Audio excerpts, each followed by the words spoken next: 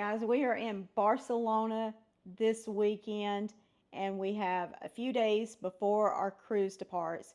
So we are going to explore the city and take you guys along with us. Hi, I'm Jody. And I'm Kelly. And we're JK Cruising.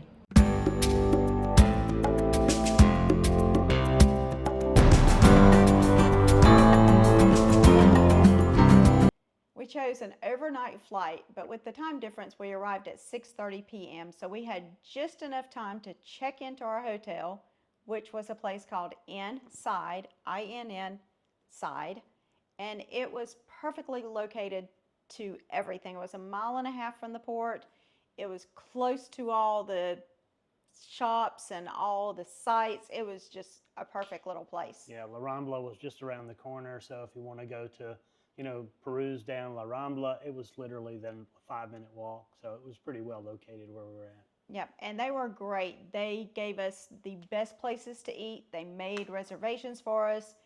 They just lined up everything. They were so cool. Yeah, and they got a great breakfast buffet too, which we'll get to, I think, in a minute. But do you want to back up and tell them about like when we arrived in Madrid? So we had a stop in Madrid first, and then from Madrid, we hopped our next flight, which took us into Barcelona. Oh yeah, lesson learned in Madrid. Yeah, there's a lot to learn about Madrid, though. When we went into Madrid,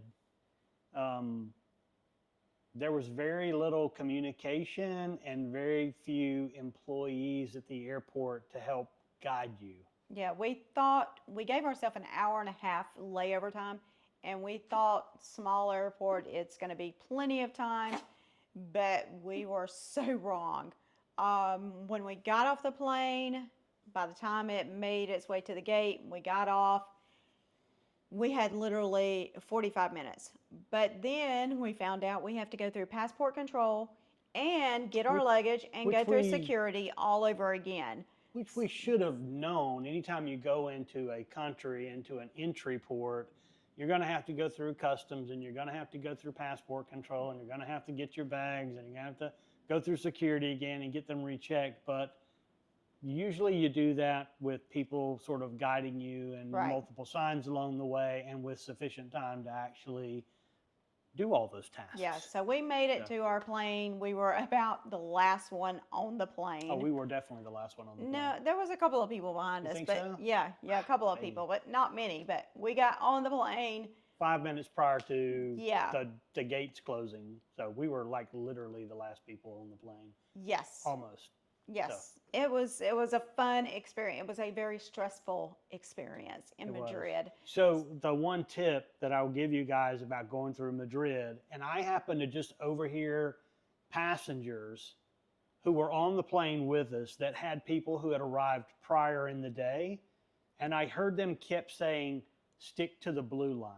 Stick to the blue line. The fast lane. And that's the fast lane in Madrid. So if you look on the floor as you're going through the airport, just know that if you're coming from another country and potentially even from another European country, you're going to have to go through passport control. You're going to have to go through customs, get all your bags, all that kind of stuff, like we mentioned previously. But if your flight is within an hour, stick to the blue lane on the floor, and that will expedite you through the customs and that kind of piece, so you can just get on through the customs piece and go get your bags. We were on the HJK terminal, which was, I think it had to be the furthest terminal away from any. Yeah, luckily they had a little place. tram though. It was crazy, yeah. So there's a lot of escalators.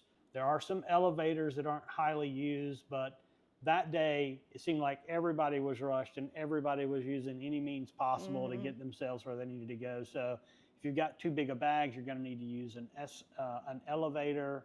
But we were taking our bags on the escalator with us. But if you're handicapped or something like that, or in a wheelchair accessible, those kinds of things, you're going to need to take the elevators. And you need to plan a little more time for that transition between your arrival and your departure of your next flight. I would suggest that to do it comfortably and stress-free, that you have at least 2 hours to allow you plenty of time to get through all of those things in a little stress-free sort of mode. So, the night we arrived, we had just enough time to grab supper after we checked in. We did stop and watch some kids at a skate park and watch them skating and everything. That was fun.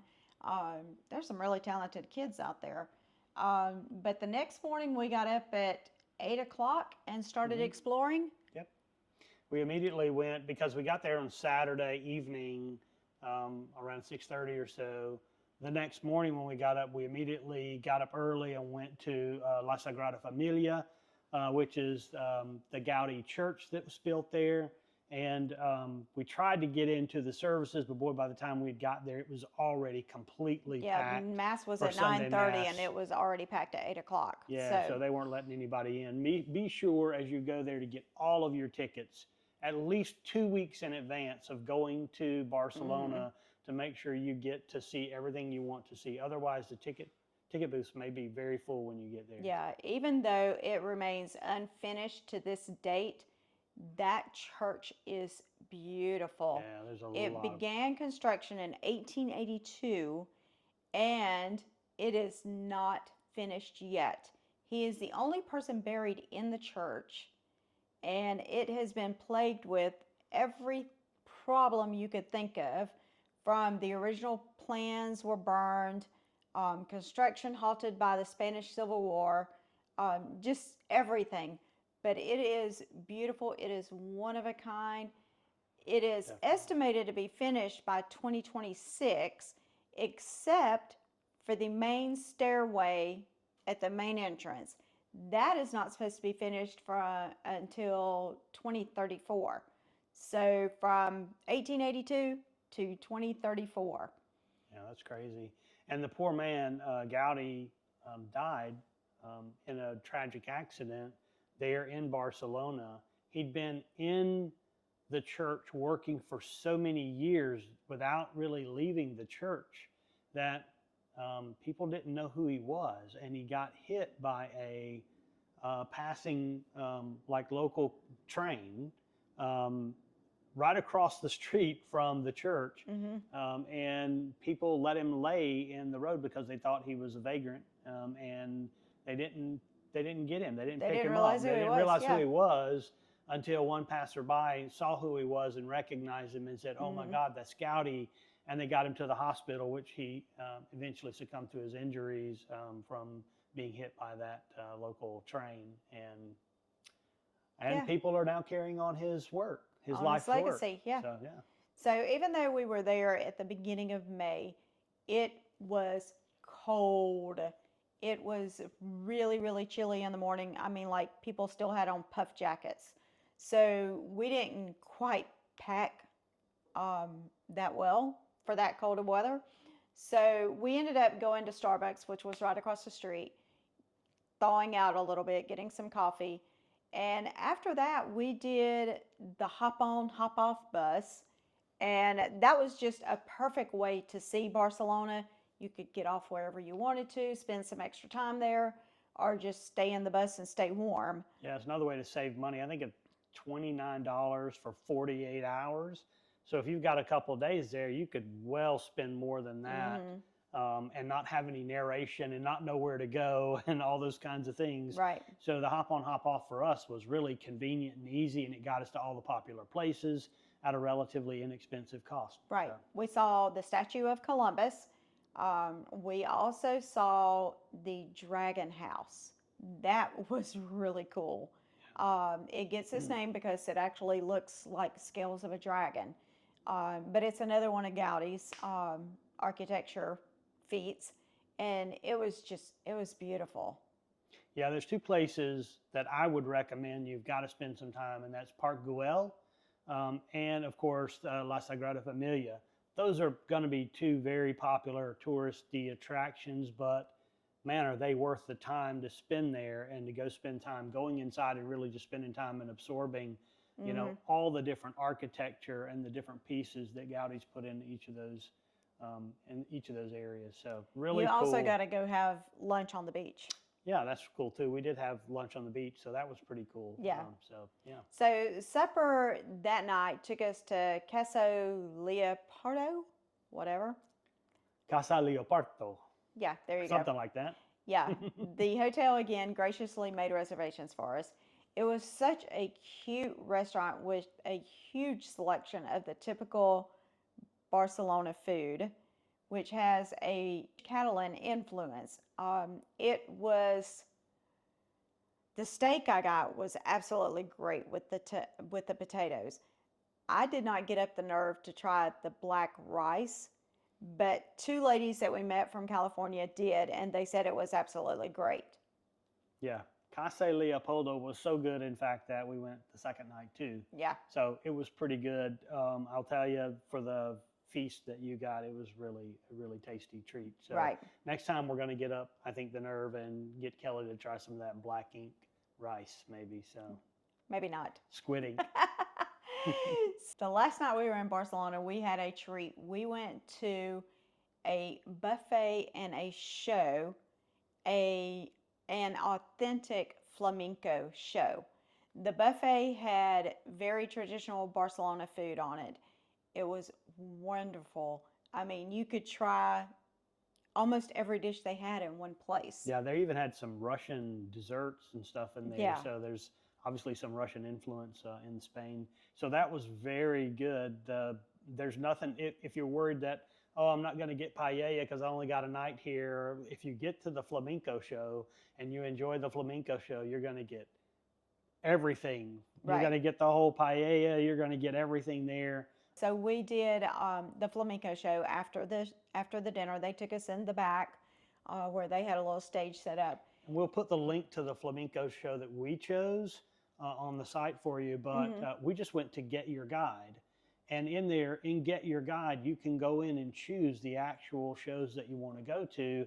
And so that's another way, a little tip. It's just an app on your phone that you can download on Android or iPhone, whatever you might have. And you can use that to get your guides or find something to do. And we use that oftentimes just to figure out like what's around us. What can we do if we were trying to fill an hour or two or three or a half a day? And there's something that we wanted to enjoy or experience. Right. So there's And another tip. This flamenco show was so authentic and so raw, and the emotions on the performers' faces was just amazing. Amazing. Yeah, they wouldn't let us record the whole thing, but they did let us record the last 5 minutes, and it was amazing. There were 5 guys total. 3 guys were singing, 2 guys had guitars, Right. and then 2 ladies dancing, And another third male dancing. yeah, and it was amazing. Yeah. It was truly something special to watch. The primary dancer there has done shows for, I think they said Jennifer, Beyonce and Yeah. Jennifer Lopez, and so he's done some really big acts. Yeah. And you could tell there was just a lot of quality in that. But boy, if you've never been to a flamenco show, that's a unique experience. Yeah, they definitely, Yeah. you could tell they took it very seriously. Like I said, the They did. emotions on their face, and they just had this ability to draw you into that emotion. Yeah. It is definitely, if we go back to Barcelona, we will definitely catch another one. Yeah. That was something worth doing.